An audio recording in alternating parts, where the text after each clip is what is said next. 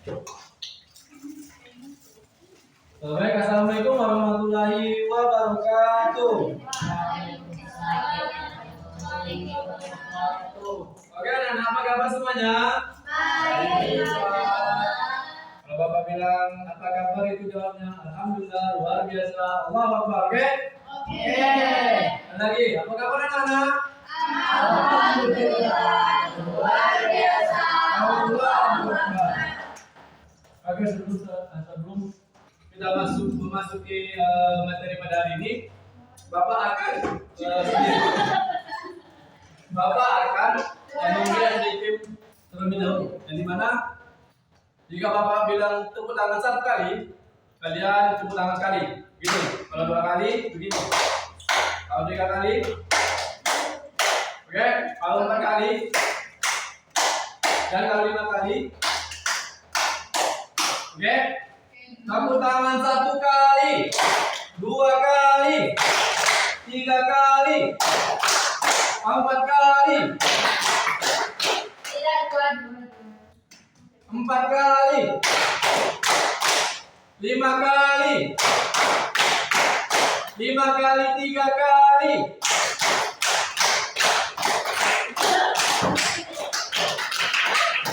Ayo ulang lagi. 5 kalinya 3 kali.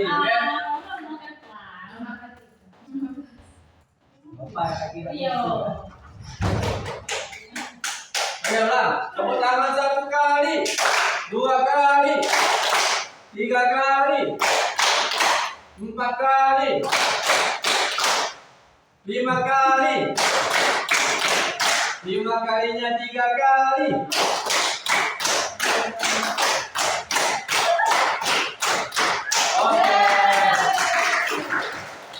Oke. Pada hari ini apakah kalian tahu kita akan belajar tentang apa? Tahu. Apa? Fikih. Nah, kita pada hari ini akan belajar tentang fikih, yang dimana itu tentang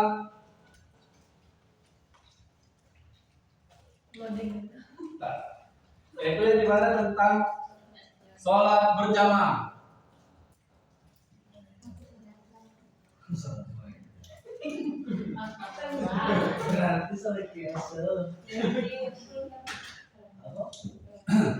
Nah, kita akan membahas tentang sholat berjamaah.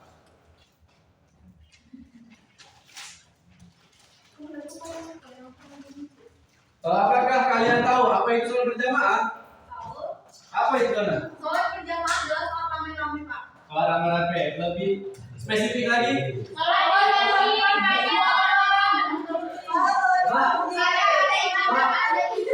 Sholat yang ada imamnya. Sholat imamnya benar. Sholat di masjid. Sholat di masjid. Nah, ada juga sholat di masjid tapi itu bukan sholat berjamaah. Sholat berjamaah. Sholat berjamaah. Doa. Amin. Nah, Bapak akan menjelaskan apa itu sholat berjamaah. Jadi mana pengertian sholat berjamaah yaitu atau al-sholatul jamaah yang berarti pelaksanaan sholat yang dilakukan oleh 2 atau lebih sebagai satu kesatuan yang diantara 2 jamaah tersebut bertugas sebagai imam dan bertugas sebagai makmum. Adapun paling sedikit menjadi seorang berjamaah yaitu 2 orang, di mana 2 itu satu sebagai imam dan satu sebagai makmum. Nah, adapun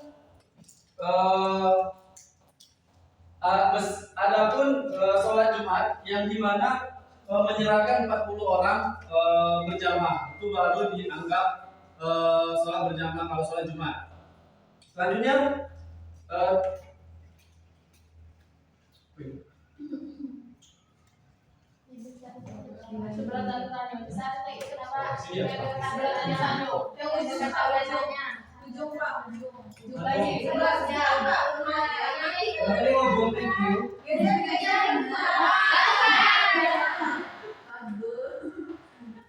nah, selanjutnya tentang syarat-syarat sahnya menjadi seorang imam. Nah, sholat berjamaah itu ada dua kategori, yaitu seorang imam dan seorang makmum. Nah, di sini Bapak akan menjelaskan syarat-syarat menjadi seorang imam. Yang dimana yaitu beragama Islam. Ada salah satu kejadian yang dimana seorang imam itu berpura-pura menjadi seorang imam itu ternyata bukan seorang Islam. Itu gimana sholatnya? Sah atau batal? Terus gimana caranya mengesahkan sholatnya itu? Salah. Kalau misalnya kita sudah selesai, benar juga. Misalnya kita sudah selesai diiringi oleh seorang imam, namun imam itu bukan Islam, maka sholatnya kita harus diulang kembali. Nah, selanjutnya syarat-syarat sah menjadi seorang imam yaitu tidak hilang akal atau gila. Tidak mungkin seorang imam itu orang yang gila. Selanjutnya yaitu mumayyiz, yaitu anak atau orang yang sudah mengerti membedakan baik atau buruknya. Selanjutnya yaitu memiliki bacaan yang bagus. Nah, seorang imam ini harus memiliki bacaan yang bagus. Karena apa? Karena seorang imam itu harus benar atau pasti dalam bacaannya. Karena seperti surah Al-Fatihah itu wajib bagi untuk kita sholat. Selanjutnya yaitu jika makmumnya laki-laki, maka imamnya harus laki-laki. Nah, tidak boleh waria ataupun perempuan. Itu tidak boleh jika makmumnya laki-laki. Selanjutnya ada syarat-syarat sah menjadi imam dan ada juga syarat-syarat sah menjadi seorang makmum. Jadi mana syarat sahnya menjadi seorang makmum itu tentunya beragama Islam. Tidak mungkin orang itu sholat bukan agama Islam. Selanjutnya yaitu berniat menjadi makmum kepada imam yang ditujukan. Jadi seorang makmum itu berniat mengikuti gerakan-gerakan yang dikerjakan oleh imamnya itu. Selanjutnya tidak hilang akal seperti imam tadi, tidak hilang akal atau gila. Selanjutnya punya mumayyiz, yaitu yang bisa membedakan antara baik dan buruknya. Selanjutnya posisi makmum itu tidak boleh maju di depan imam. Apakah pernah kalian melihat seorang makmum itu berada di depan imam? Tidak ada? Tidak. Nah, maka dari itu seorang imam itu harus di depan makmum. Dan seorang makmum itu harus mengikuti imam dalam setiap gerakan dari awal hingga akhir. Nah,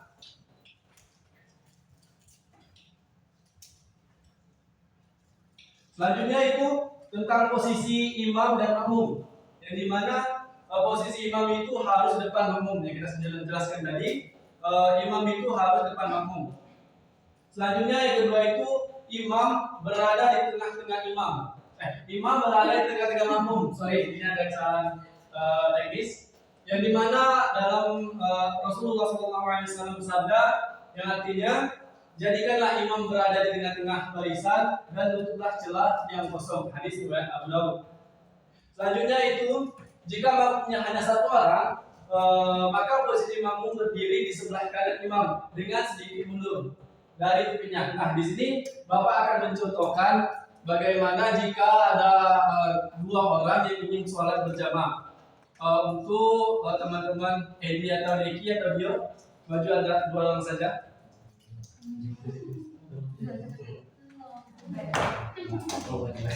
Ber, Tani Pak. laki-laki. Aku hari apa? Peragakan aja. Kita Berdi, seperti.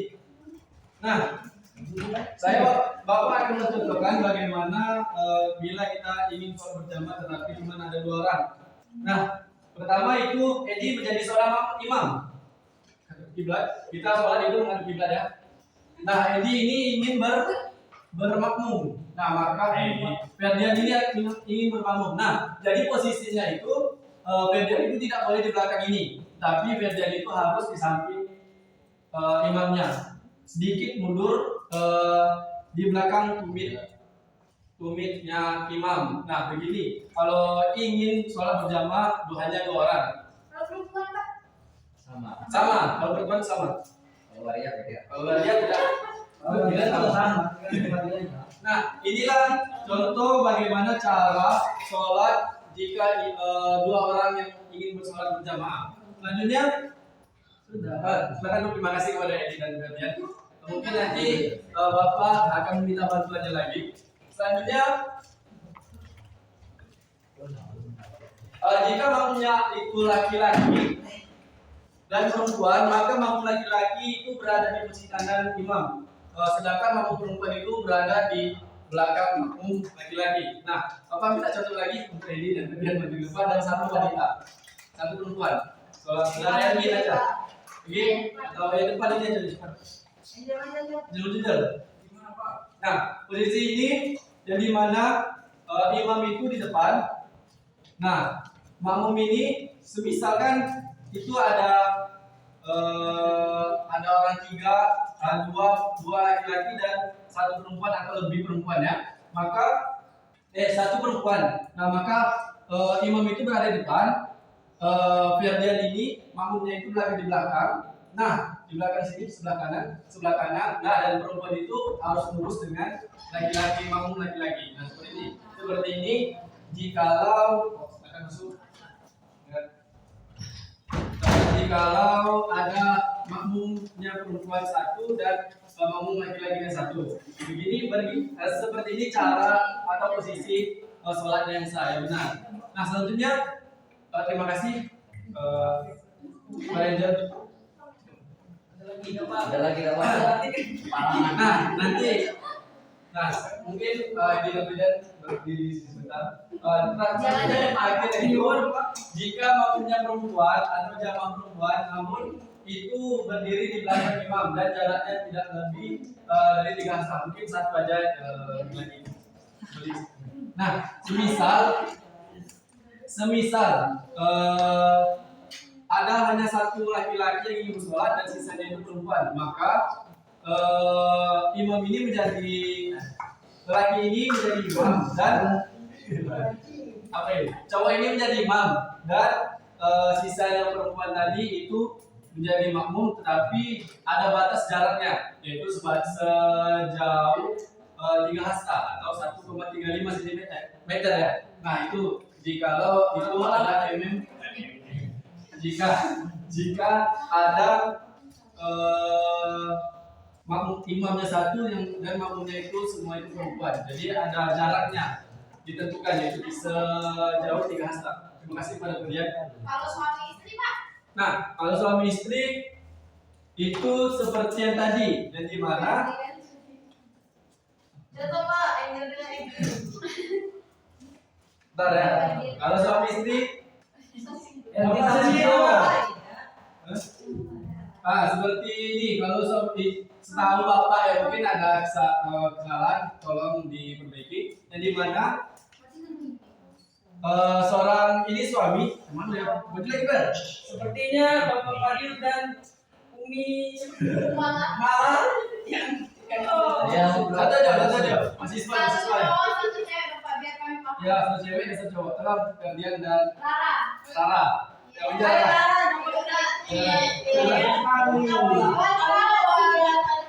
Ayo Ber.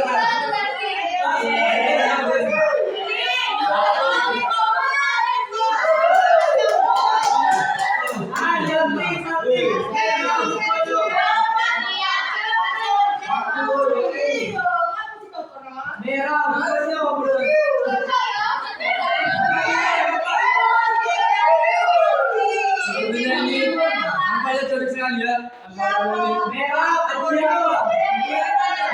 Nanti langsung jam pulang. Semuanya Arab ya. Nah, di sini posisi ini sebagai suami dan ini calon istrinya.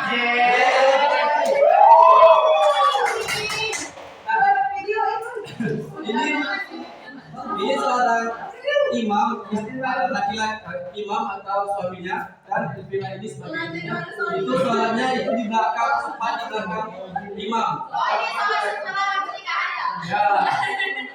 Nah, itu kita tepat di belakang imam atau suami dari Evira ini. Begitu. Masya Allah. Apa Anda mengerti? Tidak ada apa? Ya, lurus. Sejajar, oke? Satu baris. Ngerti? Nah, siapa yang ngerti?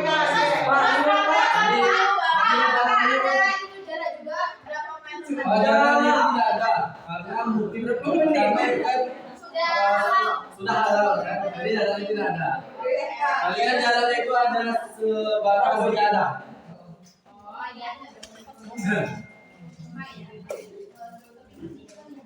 Nah, di sini ada salah satu yang penting juga, bahkan Bapak jelaskan, yaitu tentang makmum yang muafik dan makmum yang masbuk. Di mana makmum muafik itu adalah makmum yang tertinggal, tetapi dapat membaca surah Al-Fatihah. Bapak contohkan, jikalau ada seorang imam yang sudah takbir pilihan, namun ada makmum yang sedang berwudu dan selesai berwudu, tetapi imam ini sudah takbiratul ihram. Makmum ini maju mengikuti imam, yaitu sebelum imam itu ruku dan makmum itu dapat menyelesaikan surah Al-Fatihah, maka itu disebut dengan makmum yang muafik. Dan ada juga makmum masbuk. Nah, ini juga sering terjadi di kampus ini dan di luar, yang dimana makmum masbuk itu orang yang tidak mengikuti imam dari rakaat pertama atau lebih.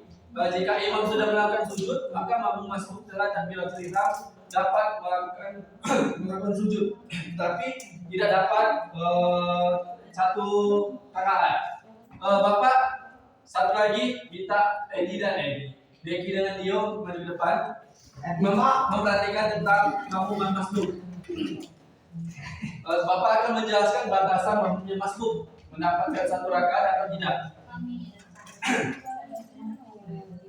Nah, di sini Deki sebagai imam menghadap sini. Nah, Dio ini sebagai makmum sambil sini. Kita baca ayo sambil sini ya. Nah, maka Dik, kamu sujud, ruku. Nah, Dio ini baru masuk yang ingin mengikuti imam. Nah, dia ruku. Nah, Dik ini langsung ke atas. Nah, Dio ini sudah ruku, Dio juga ke atas. Nah, maka dari itu tidak mendapatkan satu rakaat. Tapi ketika Deki ini ruku, nah, Deki ini sedang tumaknina. Dia ini mengikuti ruku. Nah, Deki ini sudah tumaknina membaca bacaan subhanallah wa bihamdi. Kemudian Deki ini tegak. Nah, dia ini juga tegak. Nah, ini baru dapat satu rakaat karena dia ini mengikuti tumaknina dari saudara imam. Maka itu mendapatkan satu rakaat. Nah, apakah sudah mengerti? Mungkin terima kasih kepada terima kasih kepada Deki dan Dio. Pak, perbedaan dari muafik sama Nah, perbedaan antara itu yaitu ketika muafik itu makmum itu mendapatkan bacaan surah Al-Fatihah, bisa membaca surah Al-Fatihah dari seorang imam. Tidak? Itu terserah rakaat keberapa? Ya, terserah rakaat berapa itu mendapatkan berapapun itu. Mungkin ya itu seperti itu. Ya. Nah, di sini dengan ada juga mengingatkan imam yang lupa. Nah, bagi laki-laki dengan cara mengucapkan lafaz subhanallah. Pernah kan kita merasakan, mungkin sebagian dari kita merasakan ada seorang imam yang salah dalam gerakan maupun bacaan, di mana kita itu diwajibkan mengucapkan subhanallah bagi laki-laki, dan bagi perempuan itu dengan cara menepuk telapak tangan ini ke punggung tangan kiri, ke kiri atau sebaliknya. Nah, mungkin cuma itu materi yang Bapak dapat sampaikan. Terakhir agar kita tidak mengantuk, Bapak akan memberi sedikit sekali lagi, yang dimana Bapak meminta anak-anak berdiri. Terakhir ini. Udah ini Bapak langsung absen dan kembali pulang.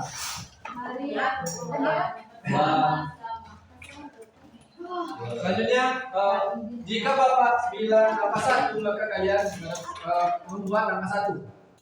Angka 1 begini. Oke, kalau Bapak bilang 2, 2, 3, 3. Oke? 1, 1, 2, 2, 3, 3. Seperti biasa saja. Menulis, ya pertama itu kita menggunakan tangan. Nah, menggunakan tangan. Bapak ucapkan 1. 1 di apa ini? Di udara. 1. Ya, 1 dulu. 2,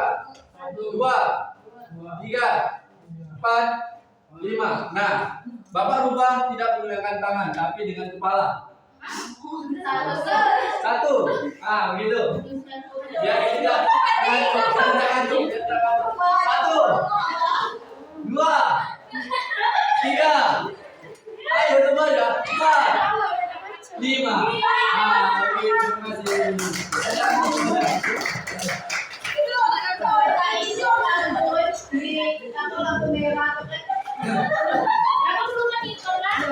Mungkin menit yang dapat Bapak sampaikan. 20 kata Bapak akan mengabsen 39 yang hadir. Nihil. Apakah nihil? Nihil.